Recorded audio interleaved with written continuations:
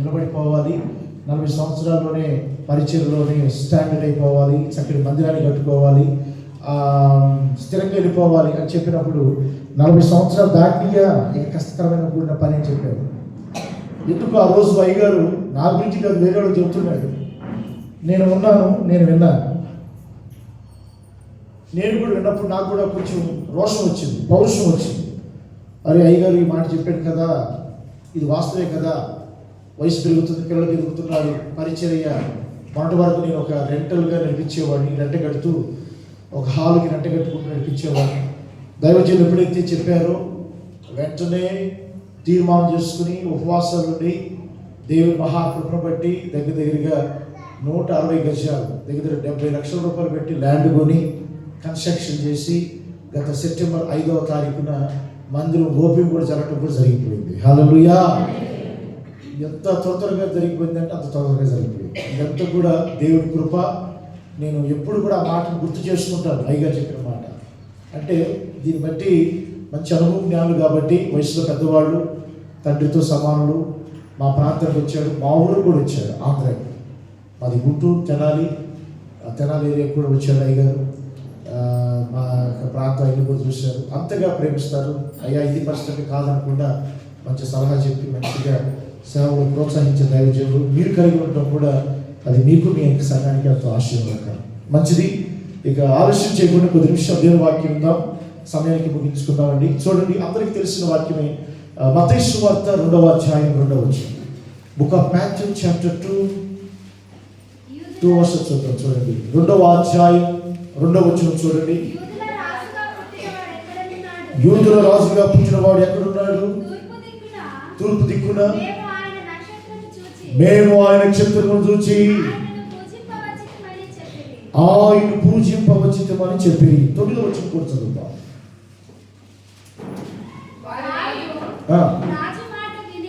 రాజు మాట విని బయలుదేరిపోవచ్చుండగా ఇదిగో తూర్పు దేశమున వారు చూచిన నక్షత్రం ఆ శిశువు ఉన్న చోటికి మీదుగా వచ్చి నిలుచు వరకు వారికి ముందుగా నడిచెను. చాలు. క్రిస్మస్ నెలలో మనం ఉంటూ ఉన్నాం కాబట్టి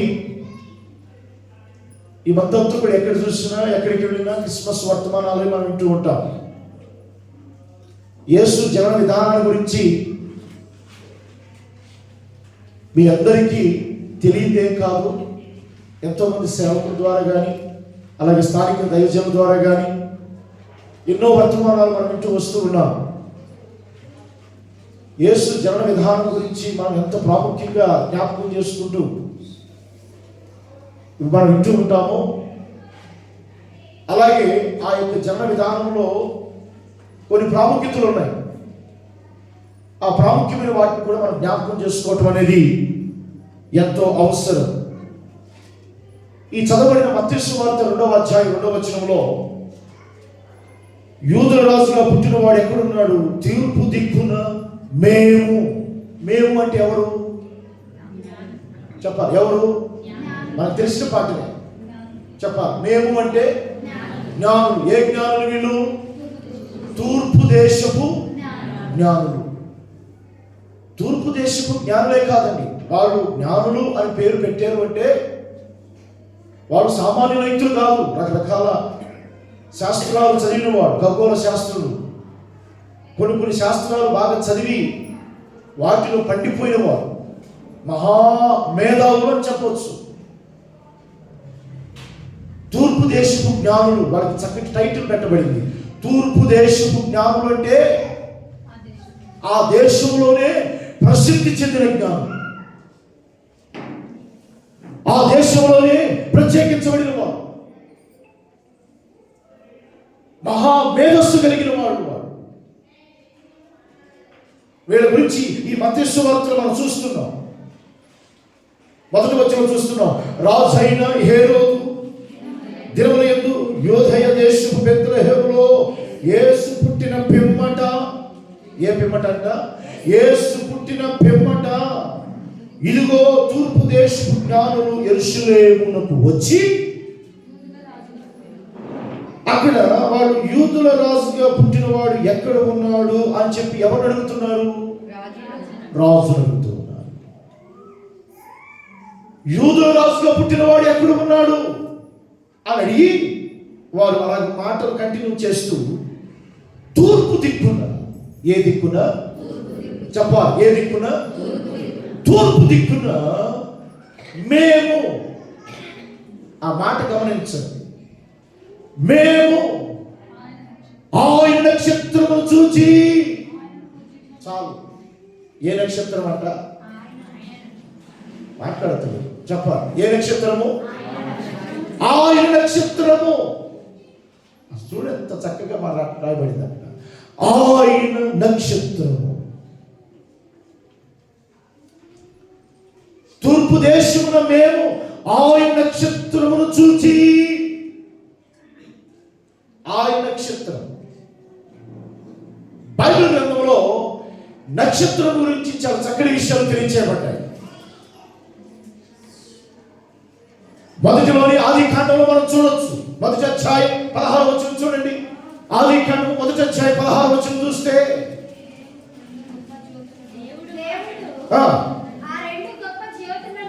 ఆ రెండు గొప్ప జ్యోతులను అనగా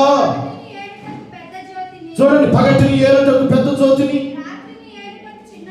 రాత్రిని ఏలుటకు చిన్న జ్యోతిని నక్షత్రములను చేసెను. నక్షత్రముల గురించి దేవుడు ఏం చెబుతున్నాడు అంటే, పగటిని ఏలుటకు పెద్ద జ్యోతిని, రాత్రిని ఏలుటకు చిన్న జ్యోతిని, అలాగే నక్షత్రములను ఆయన ఏం చేశాడట? చేసెను. అంటే దీన్ని బట్టి మనం గ్రహించాల్సిన విషయం ఏంటంటే, ప్రతి నక్షత్రము ఆయన ఉద్దేశం లేకుండా కలుగు చేయబడలేదు. ప్రతి నక్షత్రము ఒక మంచి ఉద్దేశంతో ఆయన కలుగు చేశాడు. ఒకసారి సృష్టి క్రమాన్ని మనం పరిశీలన చేస్తే, ప్రతి దినము ఆయన నోటి మాటతో ఆకాశమా కలుగునుగా కంటే కలిగింది, భూమి కలుగునుగా కంటే కలిగింది, ప్రతిదీ కూడా కలుగునుగా కంటే కలిగింది. అంటే ఆయన కలుగు చేసిన ప్రతి దాని విషయంలో ఉద్దేశం ఉంది. ఉద్దేశం లేకుండా ఏది కూడా కలుగు చేయబడలేదు. అంతకంటే ప్రాముఖ్యమైన ఉద్దేశం ఏంటో తెలుసా? మన విషయంలో మనము కూడా ఆయన చేత నిర్మించబడిన వారం. ఆయన మనము కూడా నిర్మించుకున్నాడు. నీ విషయంలో, నా విషయంలో, మనందరి విషయంలో ఒక ప్రత్యేకమైన ఉద్దేశం ఉంది. మనందరి విషయంలో ఒక ప్రత్యేకమైన ఉద్దేశం కలిగి ఉన్నాడు దేవుడు. సృష్టిలో ప్రాముఖ్యమైన కనబడుతున్న పెద్ద జ్యోతి కానీ, చిన్న జ్యోతి కానీ, నక్షత్రాలు కానీ, జలరాశులు కానీ, ఆకాశ పక్షులు కానీ, ప్రతిదీ కూడా దేవుడు ఒక ఉద్దేశం. ఆ ఉద్దేశం లేకుండా ఏది కూడా కలుగు చేయబడలేదు. ప్రతిదీ కూడా ఉద్దేశంతోనే కలుగు చేశాడు. ఈ ఉదయకాలం గమనించాల్సిన విషయం ఏంటంటే, నక్షత్రమును ఆయన కలుగు చేశాడు. మనం చూడండి, బైబిల్ గ్రంథంలో 147వ కీర్తన 3-4 వచనం చూడండి. 147వ కీర్తన, బుక్ ఆఫ్ సాంగ్స్ చాప్టర్ 147, 3-4 వర్షం చూద్దాం. చూడండి, 147వ కీర్తన 3-4 వచనం. నక్షత్రముల సంఖ్యను ఆయన నియమించి ఉన్నాడు. వాటన్నిటికీ చూసారా, వాటన్నిటికీ ఏం పెట్టాడంట? నక్షత్రముల సంఖ్యను ఆయన నియమించాడు. ఎవరు నియమించాడట? మనకు తెలుసు నక్షత్రాల సంఖ్య. లెక్కేస్తామా? అబ్రహాం చెప్పాడు ఒకసారి, అబ్రహామా బయటికి వెళ్ళి ఒకసారి ఆకాశం వైపు చూడు, లెక్కే నక్షత్రాలు లెక్కై అన్నాడు. లెక్కేసాడు. లెక్క పెట్టగలిగాడా? లెక్కకు మించి ఉన్నాయి. కానీ నక్షత్రాల సంఖ్య నీకు నాకు తెలియకపోవచ్చేమో, కానీ వాటిని కలుగు చేసిన ఉద్దేశం కలిగిన వానికి మాత్రము నక్షత్రముల యొక్క సంఖ్య తెలుసు. పాట కూడా ఉంది కదా, నక్షత్రముల సంఖ్యను ఆయనే నియమించెను. లేదా పాట మరి ఏదో అర్థమవుతారేందండి నా వైపు పాడండి. దేవునికి స్తోత్రం. ప్రభునందు ప్రియమైన దేవుని బిడ్డలారా, ఆయన నియమించి ప్రతి దానికి ఆయన ఏం పెడుతున్నాడు చెప్పండి? పేరు పెట్టుచున్నాడు. పేర్లు కూడా మనకు తెలియకపోవచ్చు, కానీ టోటల్ పేరు ఎరిగిన వాడు ఆయన. నక్షత్రం యొక్క పేరు ఎరిగిన వాడు ఆయన. అంటే దీన్ని బట్టి మనం గ్రహించాల్సిన విషయం ఏంటంటే, ఆయన నక్షత్రములు కలుగు చేసిన వాడు. ప్రతి దాని విషయంలో ఉద్దేశం లేకుండా ఏది కూడా కలుగ చేయబడలేదు. అంటే ఇప్పుడు యేసు యొక్క జనన విధానంలో నక్షత్రం యొక్క పాత్ర కూడా ఉంది. చాలా ప్రాముఖ్యమైన పాత్ర. మత్తయి సువార్తలో మనం చదువుకున్నాం, ఆయన నక్షత్రము. ఎవరి నక్షత్రం అంట? ఆయనది. తూర్పు దిక్కున మేము ఆయన నక్షత్రమును చూచి, అది మాట్లాడిన ఆ యొక్క సంభాషణ చూడండి ఎంత బాగుంది.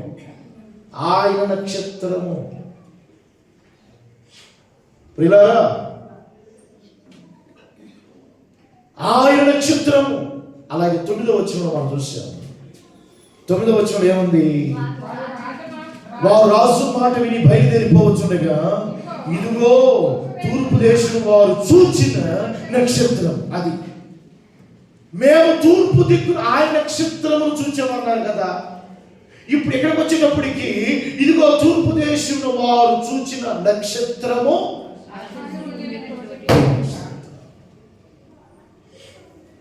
ఏ నక్షత్రం అయితే వారు మొదటగా చూచారో, ఇప్పుడు ఆ నక్షత్రము ఈ 9వ వచనంలో మనం చూస్తున్నాము.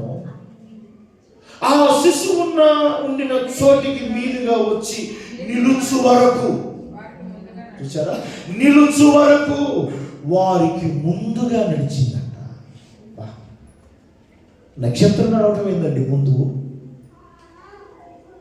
ఎవరికైనా దారి తెలియకపోతే మనిషి దారి చూపిస్తాడు. రాజు దగ్గరికి వెళ్తే రాజు ఏమన్నాడు?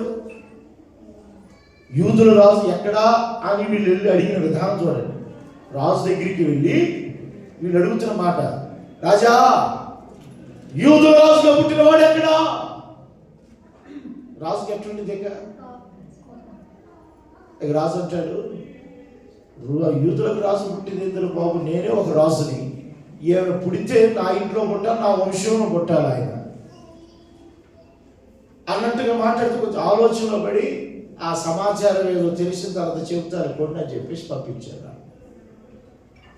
అయితే ఇది విషయం ఏంటంటే, వీళ్ళు తూర్పు దేశమున ఆయన నక్షత్రమును చూచి రాజు యొద్దకు వచ్చి తిరిగి మరల ప్రయాణమై ఆ శిశువున చోటికి వెళ్ళటానికి వాళ్ళకి మార్గం చూపుతూ ఆయన జన్మించిన స్థలం ఎక్కడైతే, ఏ స్థలం అయితే ఆయన జన్మించాడో ఆ స్థలం దగ్గరికి ఆయన మీదుగా నిలుచు వరకు ఆ నక్షత్రం అంట వారికి ముందుగా నడిచిందంట.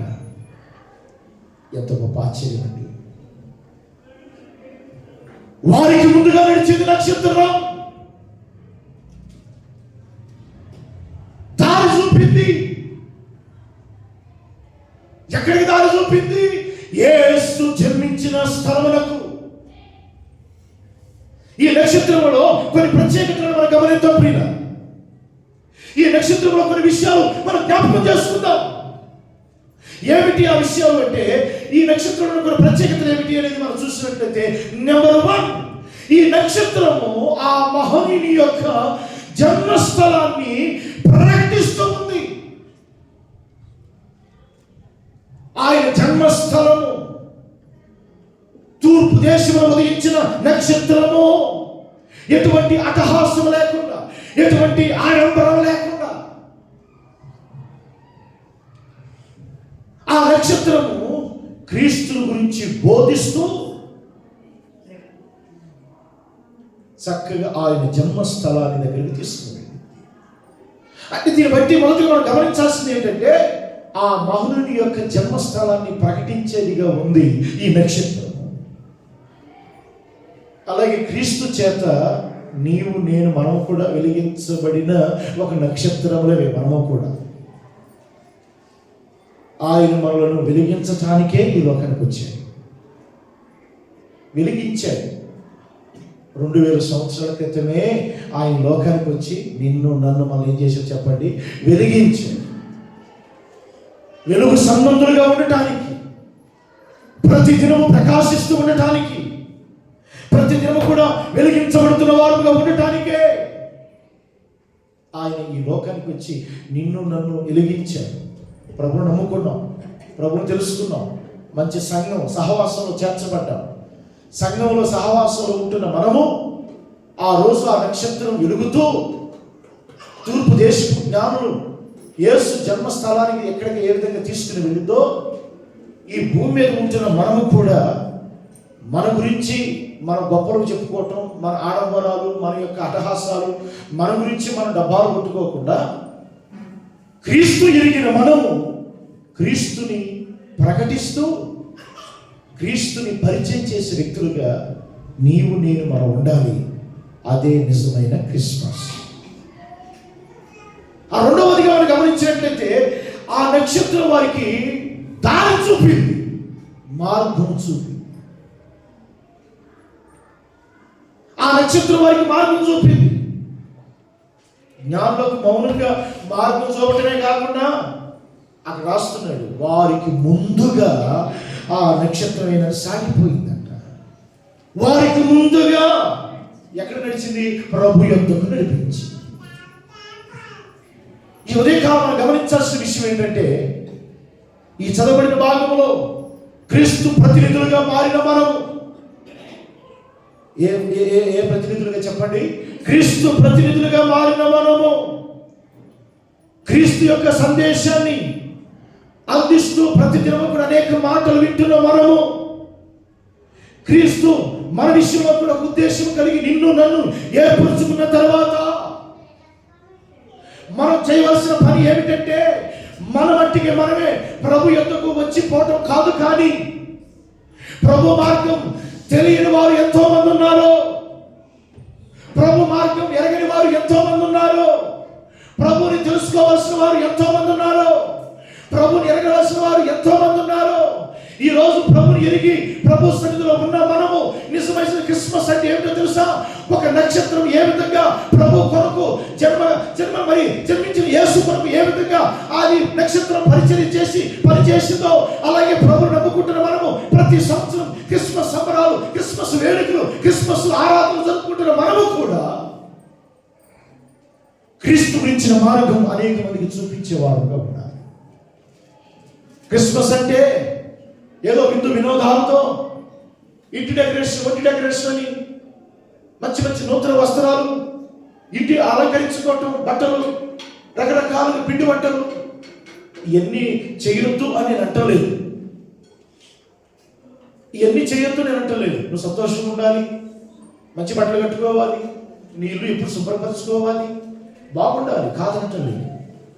కానీ ఈ క్రిస్మస్ దినాల్లో ఈ మంతనే కాదండి, ప్రతిరోజు క్రీస్తుని కలిగిన వారు ప్రతిరోజు సంతోషం, ఆనందమే. అయితే ప్రతిరోజు కంటే కొంచెం క్రిస్మస్ నెలలో ఇంకెక్కువగా మనకి ఎక్కువ సంతోషం ఉంటుంది. గవర్నమెంట్ వాళ్ళు కూడా చక్కటి పర్మిషన్లు ఉంటాయి మనకి సువార్త చెప్పడానికి. ఇప్పుడు సువార్త చెప్పడానికి ప్రభు మార్గం తెలియచేయడం చాలా కష్టమైపోతుంది.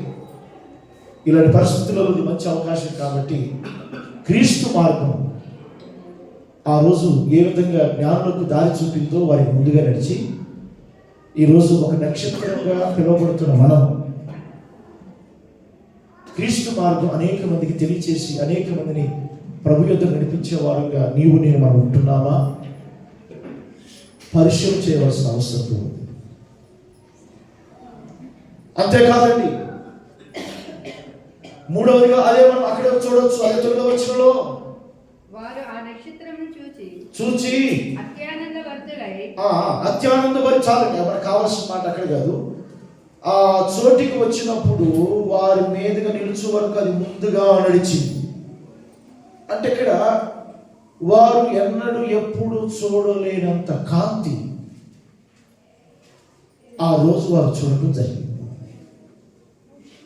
ఆ నక్షత్రమే ఒక ప్రత్యేకంగా కనబడింది వాళ్ళకి. అది కూడా ఎలాగో తెలుసా? వెలుగులను విరజిల్లుతూ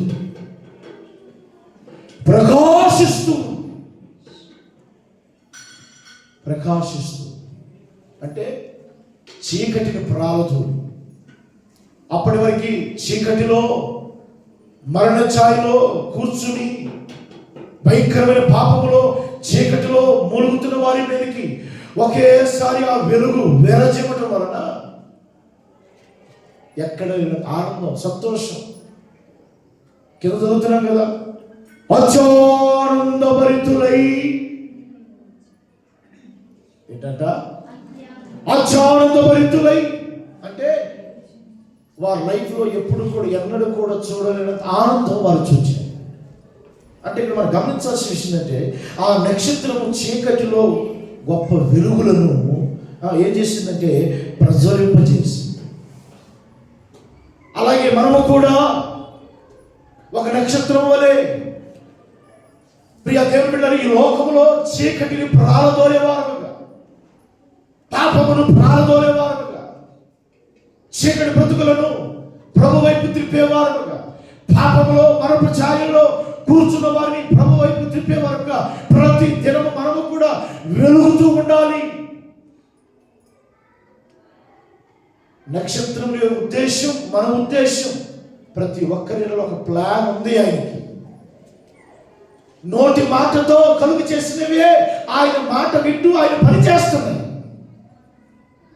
సంఘంగా దేవుని బిడ్డగా కూడుకుంటున్న మనం గమనించాల్సిన విషయం, ప్రియులారా, క్రిస్మస్ అంటే ఏదో మంచిగా ఆరాధన వచ్చి మంచి బట్టలు కట్టుకుని వచ్చి పోవటం కాదు. కానీ ప్రతి ఒక్కరు కూడా గమనించాల్సిన విషయం ఏంటంటే చాలా మంది ఇంకా చీకటిలో, పాపములో, లోక సంబంధమైన వాటిలో మొగ్గుతూ ఉన్నారు. నువ్వు వెలుగుతూ ఉంటే నీ వెలుగు వాళ్ళ మీద ప్రకాశిస్తూ ఉంటుంది. నువ్వు వెలగాలి, ప్రతిదినం ప్రకాశిస్తూ ఉండాలి. ప్రభు కొరకు ప్రతిదినం కూడా నువ్వు పని చేయాలి. ప్రభు కొరకు మనం కట్టలు కట్టుకోగలిగితే సంఘాలు అభివృద్ధి చెందుతాయండి. అనేక మంది సంఘంలో చేర్చబడతాయి. ఒక వ్యక్తిని ప్రభు దగ్గరికి తీసుకొచ్చి బాధ్యతలు తీసుకోవాలి. క్రిస్మస్ ఒక కుటుంబాన్ని ప్రభు ఎదురు నడిపించడానికి ఒక తీర్మానం చేసుకోవాలి. వాళ్ళకి ఏం చెప్తావో తెలియదు, కానీ నువ్వు ప్రకాశిస్తూ ఉంటే వాళ్ళు కూడా.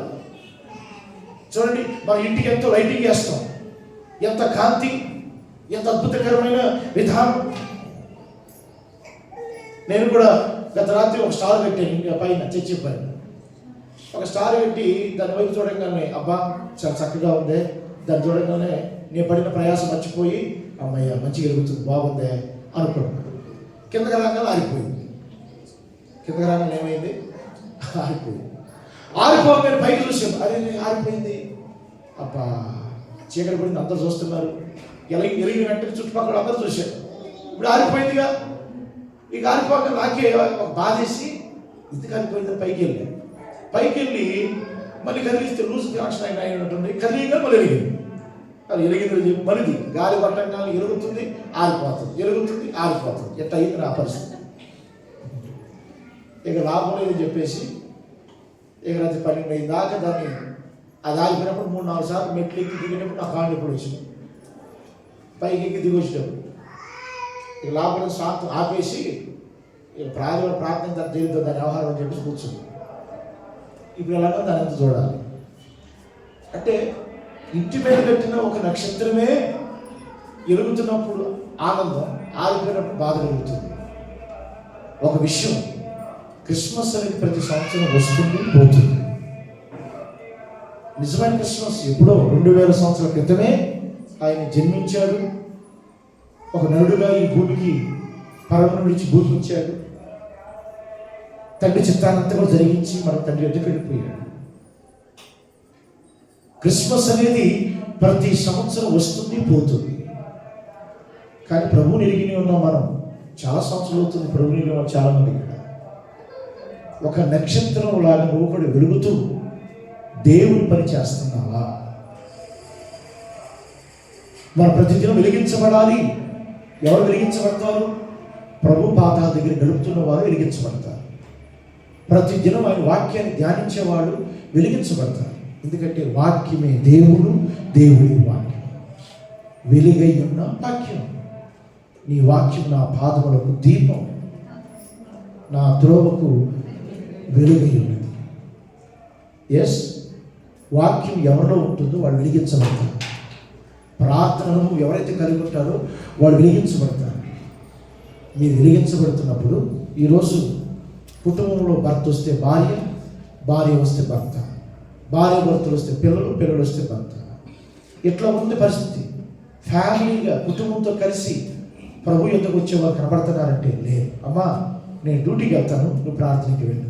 పిల్లలు మేము చదువుకుంటాం, మేము ట్యూషన్కి వెళ్తాం, నువ్వు ప్రార్థనకి వెళ్ళు. ఇలాగైపోయింది. అలా కాకూడదు.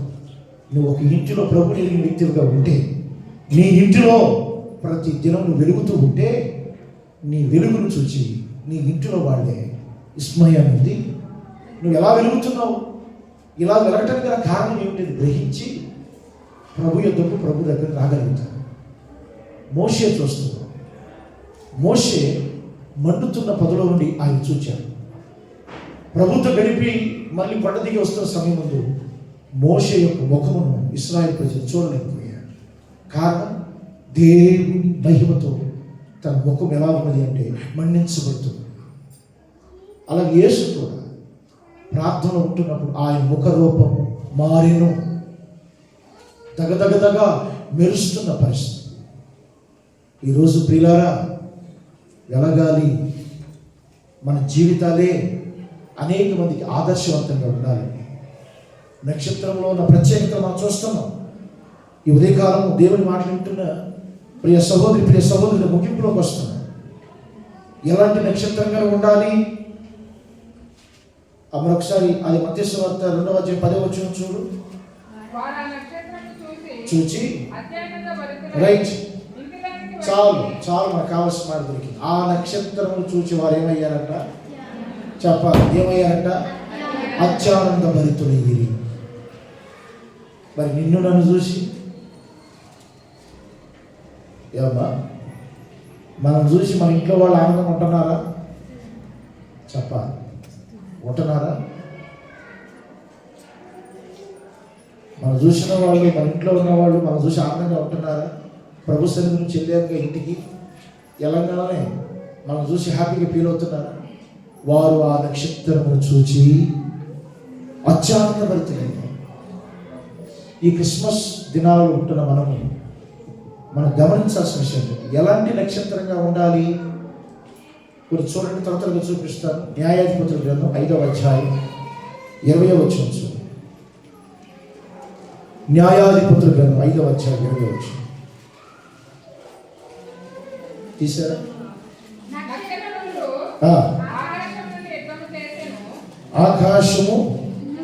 ఆకాశం నుండి యుద్ధం చేశాను, సిసేరతో యుద్ధం చేశాను. మనం ఎలాంటి నక్షత్రంగా ఉండాలి అంటే, మనం ఎలాంటి నక్షత్రముగా ఉండాలని ప్రభు ఆశపడుతున్నాడు అంటే, ఆ రోజు ఆ నక్షత్రం చూసి వారు అత్యానంద భరితులయ్యారు కదా. ఈరోజు నిన్ను నన్ను చూచి యేసు పుట్టాడు, రక్షకుడు పుట్టాడు, పాప విమోచకుడు పుట్టాడు అని చెప్పేసి మనం సంబరాలు చేసుకుంటూ ఆనందంగా గంతులు వేస్తూ ఎక్కడ లేనంత ఉల్లాసం, ఎక్కడ లేని సంతోషంగా మనం గడుపుతున్నాం. ఇది ప్రతి సంవత్సరం చేసే పాటే. కానీ ప్రతిరోజు నిన్ను నన్ను చూచి ఆయన ఆనందించేవాడై ఉండాలి.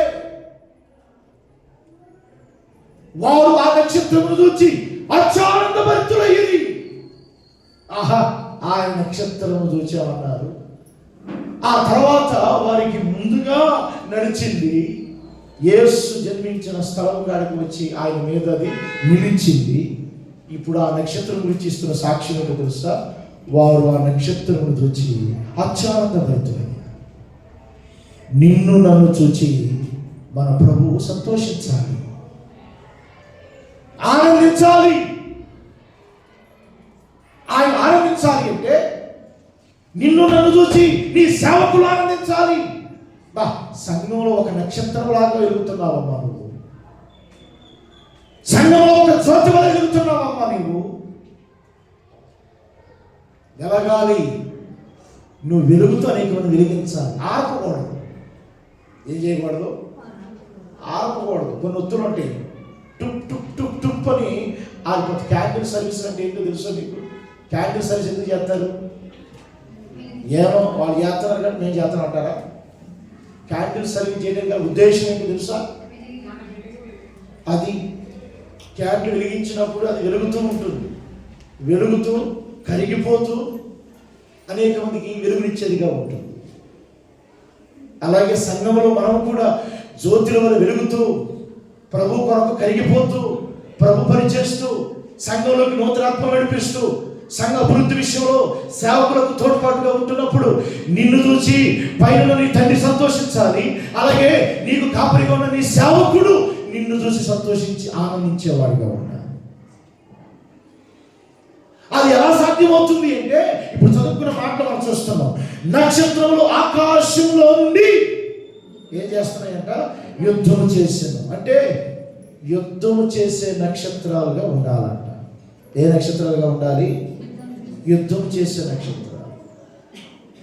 ఎవరితో యుద్ధం చెప్పాలి? ఎవరితో యుద్ధం?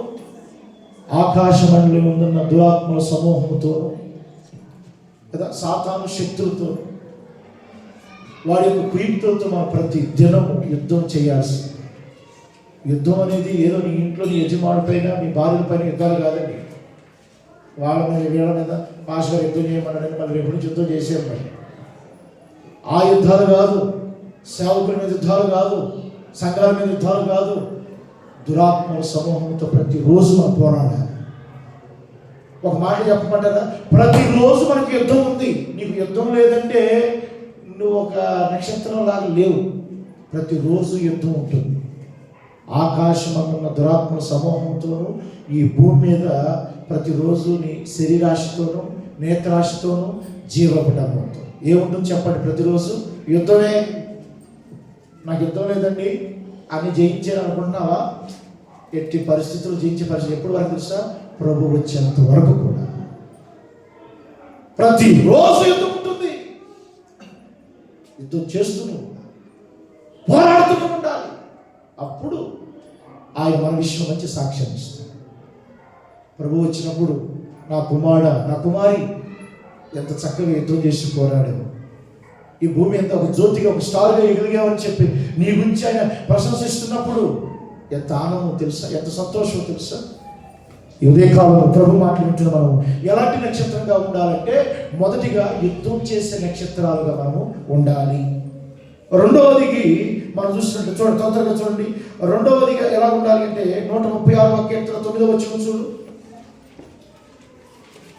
త్వరగా. 136వ కీర్తన 9వ వచనంలో రాత్రి నేరుటకు చంద్రుని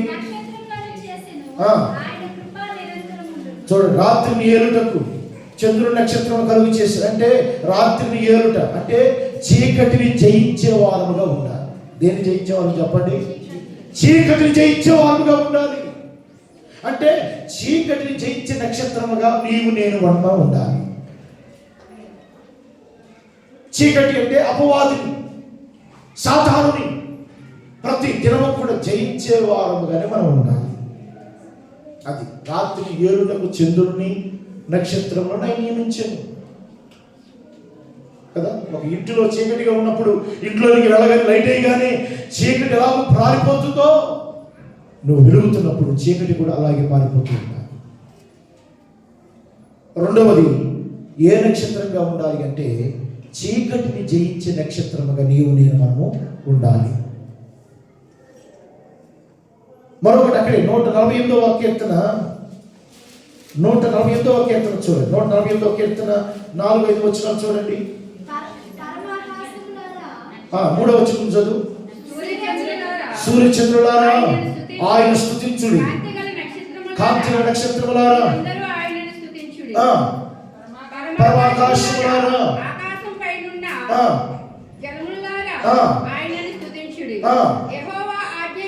యెహోవా ఆజ్ఞ ఇవ్వగా చూడండి పిల్లలు, యెహోవా ఆజ్ఞ ఇవ్వగా అవి పుట్టెను. చాలు చాలు చాలు. ఇక్కడ మనం చూస్తున్నాం సూర్యచంద్రులారా ఆయన స్తుతించండి. కార్తీక నక్షత్రములారా మీరందరూ ఆయనను స్తుతించాలి. అంటే సూర్య చంద్రులారా నక్షత్రములారా ఆయన స్తుతించాలి. పాటలు ఉన్నాయి కదా, పాటలు కూడా పాడతాం కదా కదండి. అంటే ఇక్కడికి మనం గమనించాలి, మనం ఎలాంటి నక్షత్రముగా ఉండాలి అంటే ప్రతి దినము ఆయన ఆజ్ఞకు లోబడే నక్షత్రముగా ఉండాలి. సూర్య చంద్ర నక్షత్రాలను ఆయన స్తుతించండి అనగానే అవి ఆయన స్తుతిస్తున్నాయి, ఆయన మాటకు లోబడుతున్నాయి, ఆయన మాట వింటూ ఉన్నాయి. మరి ఈరోజు మనం లోబడుతున్నామా, వింటున్నామా? జాగ్రత్త, లోబడాలి, ఆయన మాట వినాలి. మరొక మాట చూద్దాం, చివరికి మాట చెప్పి ముగిస్తాను. దానియేలు గ్రంథం 12వ అధ్యాయం 3వ వచనం చూద్దాం. బుద్ధిమంతులైతే ఆకాశ మండలంలోని జ్యోతులను పోలిన వారి, చూచారా? జ్యోతులను పోలిన వారై వారు ఏం చేస్తారంట? ప్రకాశిస్తారు. అంటే ఈ మాట యొక్క ఉద్దేశం ఏంటంటే జ్యోతులను పోలిన వారై ప్రతి దినం ప్రకాశించడం అంటే నీవు నేను మనం ఏ నక్షత్రంగా ఉండాలి అంటే అనేక మందిని దేవుని వైపు త్రిప్పే నక్షత్రాలుగా ఉండాలి. ఎలా ఉండాలి చెప్పండి? అనేక మందిని దేవుని వైపు త్రిప్పే నక్షత్రాలుగా ఉండాలి. మరి ఆ రోజు ఆయన నక్షత్రం వారికి ముందు నడిచిన నక్షత్రం, ఆయన ఉన్న స్థలం మీదిగా వచ్చి నిలిచిన నక్షత్రం, ఆ నక్షత్రం చూచి అత్యానందభరితులయ్యారు. మరి ఈరోజు నీవు నేను మనము ఎవరి నక్షత్రంగా ఉండాలి చెప్పాలి? ఎవరి నక్షత్రంగా ఉండాలి? ఆయన నక్షత్రంగా ఉండాలి. పక్షంగా నిలబడి యుద్ధం చేసే నక్షత్రంగా ఉండాలి. ఆయన ఆజ్ఞకు లోబడి ఆయన మాట వినే నక్షత్రంగా ఉండాలి. అనేక మందిని ఆయన వైపు త్రిప్పే నక్షత్రంగా ఉండాలి. చీకటిని ప్రారంభంలో జయించే నక్షత్రముగా మనము ఉండాలి. ఇలా చెప్పుకుంటూ పోతే ఎన్నో విషయాలు ఉన్నాయి. క్రిస్మస్ దినాల్లో నక్షత్రముకున్న ప్రత్యేకత, నక్షత్రముకున్న ప్రత్యేకతను గుర్తెరిగావా?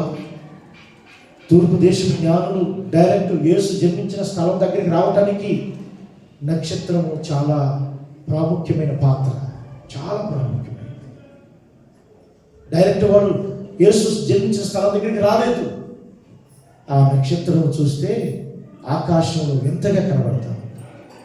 ప్రియులారా, జ్ఞానులకే నక్షత్రం పాఠం నేర్పింది అంటే ఈరోజు నీవు నేను మన సంఘంలో ఒక స్టారుగా, జ్యోతులుగా ప్రతిదినం వెలుగుతూ ఉన్నాను. ఆయన వెలుగు సంబంధి, మనము కూడా వెలుగు సంబంధులు. చీకటి ప్రేమించకూడదు, చీకటితో పొత్తు ఉండకూడదు. ప్రతి దినము వెలుగుతూ అనేక మంది వెలిగిస్తూ సంఘాన్ని ఉజ్జీవపరుస్తూ అనేక మందిని ప్రభు యొద్దకు తీసుకొచ్చేవారుగా నీవు నేను మనం బాధ్యత వహించాలి. అట్టి బాధ్యతలో నువ్వు తీసుకున్నప్పుడే నిజమైన క్రిస్మస్ నిన్ను బట్టి ఆయన కూడా ఆనందిస్తాడు. మన బట్టి ఆయన ఆనందించాలా వద్దా? నువ్వు ఇంటికి లైటింగ్ వేసావని ఆనందించదు, నువ్వు మంచి స్టార్ కట్టావని ఆనందించదు, లేకపోతే మంచి వస్త్రాలు కట్టుకున్నావు, వేల రూపాయలు పోసి మంచి వస్త్రాలు కొనుక్కున్నావు అని ఆయన ఆనందించదు, లేకపోతే రకరకాల పిండి వంటలు చేసావు, మంచి భోజనాలు చేసుకుంటున్నావు అని చెప్పేసి ఆనందించదు. మరి ఎలా ఆనందిస్తాడు ఆయన? నీవు అనేక మందికి ఒక మాదిరిగా ఉంటున్నావు, ఒక మార్గం చూపే వ్యక్తిగా ఉంటున్నావు. నశించిపోతున్న వారిని ప్రభు యొద్దకు నడిపించే విషయంలో ఒక పాత్ర నువ్వు ఖచ్చితంగా పోషించాల్సింది. ఏదో వచ్చామా, విన్నామా, వెళ్ళిపోయామన్నది కాదు. ఈరోజు ఎంతమందిగా ఉన్నాము? క్రిస్మస్ వచ్చేటప్పటికి, క్రిస్మస్ అనంతరం కూడా మందిరం కూడా అలాగే కిటకిటలాడుతూ ఉండాలి. ఒక సర్వీస్ కాదు, 2-3 సర్వీసులు జరగాలి. అలా కావాలి. అది ఎవరు చేస్తారు? సేవకులు మీకు చెబుతున్నారు, మీకు తెలియచేస్తున్నారు. మీరు ఎలా ఉంటారు, ఏ విధంగా ఉంటారో మీకు జ్ఞాపకం చేస్తున్నప్పుడు అవి జాగ్రత్తగా నేర్చుకొని నీ ఇంటిలో మొదటిగా నువ్వు వెలగాలి, సమాజంలో వెలగాలి, సంఘంలో వెలగాలి. ఇలా వెలుగుతూ ఉంటే నీ వెలుగును, నీ యొక్క తేజస్సును చూసి నువ్వు ప్రభువును ఎదుగుతున్న విధానం బట్టి, నీ ఆశీర్వాదాన్ని బట్టి అనేక మంది ప్రభు ఎదుగు రాగలుగుతారు. కాబట్టి ఆ రోజు తూర్పు దేశపు జ్ఞానం చూసిన నక్షత్రానికి ప్రత్యేకత ఉంది. మరి ఈరోజు నిన్ను నన్ను చూసినప్పుడు మనకు కూడా ప్రత్యేకత ఉండాలి. ప్రత్యేకత ఉన్నప్పుడే సంత క్రిస్మస్లో ఉన్న ఆనందం, క్రిస్మస్లో ఉన్న సంతోషం, మరి అట్టి క్రిస్మస్లో ఉన్న ఆ నక్షత్రం వలె, లేకపోతే క్రీస్తు పుట్టుకలో ఉన్న ఆ నక్షత్రం ప్రత్యేకత ఉంది. మరి నీకు నాకు కూడా ప్రత్యేకత ఉండాలి. నేను కూడా ప్రత్యేకమైన వారిగా ఉంటానయ్యా, నేను కూడా ప్రత్యేకమైనగా ఉంటాను. ఇక నుంచి ప్రత్యేకంగా నేను ఉంటాను. నేను తీర్మానం చేసుకుంటాను. క్రిస్మస్ వస్తున్నాయి, పోతున్నాయి, నీ ద్వారా ఒక్కడైన ప్రభు యొక్క నడిపించిన విధానం ఉన్నదా? నువ్వు వెలుగుతూ ఒక వ్యక్తిని, ఒక కుటుంబాన్నైనా ప్రభు దగ్గర తీసుకొచ్చిన పరిస్థితులు ఉన్నాయా? లేకపోతే తీర్మానం చేసుకో. ప్రభు నిన్ను బట్టి సంతోషిస్తాడు. నువ్వు ఇచ్చే పెద్ద గిఫ్ట్ అది. ప్రభు నువ్వు ఇచ్చే గొప్ప బహుమానం అది. ప్రియ దేవుని బిడ్డ, నువ్వు అలా ప్రయాసపడితే నీ విషయం ఎంతో సంతోషిస్తాడు. మరి తీర్మానం చేసుకున్నావా? అలాంటి సమర్పణలోనికి వెళదామా? దయచేసి ఈ ఉదయకాలం నక్షత్రం, నేను కూడా ఒక స్టార్ లాగా ఉండాలి, ఒక నక్షత్రం లాగా ఉండాలనుకుంటున్నాను, నా కొరకు ప్రార్థించండి అని ఒక తీర్మానం చేసుకోగలిగితే మీ కొరకు నేను ప్రార్థన చేస్తాను. ఉన్నపాటు తల వచ్చండి, కళ్ళు మూసుకోండి. ప్రార్థన. నక్షత్రంలో ఉన్న ప్రత్యేకతను గుర్తిరిగి నీ ప్రత్యేకతను కూడా జ్ఞాపకం చేసుకుని ప్రభు దగ్గర మరణించి, ప్రభు దగ్గర ఒక తీర్మానం చేస్తూ ఒక ప్రార్థించి, నోరు తెరిచి ప్రార్థించి. ఇన్ని రోజులు ఇంతకాలం వాక్యం వింటున్నావు. ఒక జ్యోతి వలె, ఒక నక్షత్రం వలె ఎలగాలి, ప్రకాశించాలనే ఆలోచన నీకు లేదా? ఎప్పుడు కూడా నువ్వు వినలేదా? ఆ మాటలు విన్నావు, అయినా పెడచేవి పట్టిన పరిస్థితి ఉందేమో. ఈ రోజు ఇప్పటికైనా మించిపోయేదేమి కాదు. ఈ 2024 క్రిస్మస్ ఆరాధనలో, ఈ క్రిస్మస్ మంత్లో ఉంటున్న ప్రియ సహోదరి సహోదరుడా, నీవు నేను మనము మన గృహాలలో, మన సంఘంలో, సమాజంలో మనము కూడా ఒక నక్షత్రంలో ప్రతి దినము మనం ప్రకాశిస్తే మందిరం పట్టజాల జనముతో దేవుడు నింపుతాడు. అనేక మంది నీ యొక్క వెలుగును చూసి ప్రభు ఎదురు రాగలుగుతారు. చెయ్యి, ఒక నిమిషం పాటు కూడా తెచ్చి ప్రార్థన చేయి. స్తోత్రం నాయన, హల్లెలూయా, హల్లెలూయా, హల్లెలూయా. ప్రభు నాతో మాట్లాడేవయ్యా, నేను కూడా ఒక నక్షత్రంలాగా ప్రకాశించాలి. నా పిల్లలు, నేను, నా యజమానులు కూడా మిమ్మల్ని నమ్ముకున్నాం. మేము కూడా ఒక నక్షత్రం, మా ఫ్యామిలీ ఒక నక్షత్రంలాగా నీ సన్నిధిలో మండుచు ప్రకాశించే వారుగా ఉండాలయ్యా. మేము వెలుగుతున్న వారుగా ఉండాలయ్యా. మమ్మల్ని జ్ఞాపకం చేసుకున్న ప్రభావం ఎవరికి ఒక నిమిషం పాటు ప్రార్థన చేయండి. ఒక తీర్మానం కలిగి దేవుడు మీ తీర్మానం బట్టి దేవుడు మిమ్మల్ని ఆశీర్వదిస్తాడు. మీ తీర్మానం బట్టి దేవుడు మిమ్మల్ని బలపరుస్తాడు. ఈ క్రిస్మస్ ఆరాధనలోకి నేను ఒక ఫ్యామిలీని తీసుకొస్తానయ్యా. ఒక తీర్మానం చేసుకో. క్రిస్మస్ రోజు ఒక ఫ్యామిలీని తీసుకొస్తాను. క్రిస్మస్ కల్లా నేను ఒక ఫ్యామిలీకి సువార్త ప్రకటిస్తాను. నిన్ను గురించి ప్రకటన చేస్తాను. నేను కూడా ఒక నక్షత్రం లాగా పని చేస్తాను. ఆ భాగ్యం, ఆ ధన్యత మాకు దయచేయి ఆయన. ఆ కృప మాకు కలుగించాయి అని చెప్పేసి ప్రభు దగ్గర వేడుకో. స్తోత్రం, స్తోత్రం, స్తోత్రం, స్తోత్రం, స్తోత్రం చేయండి. ఎవరికి వాళ్ళ నిమిషం పాటు ప్రార్థన చేసుకోండి. హల్లెలూయా, హల్లెలూయా.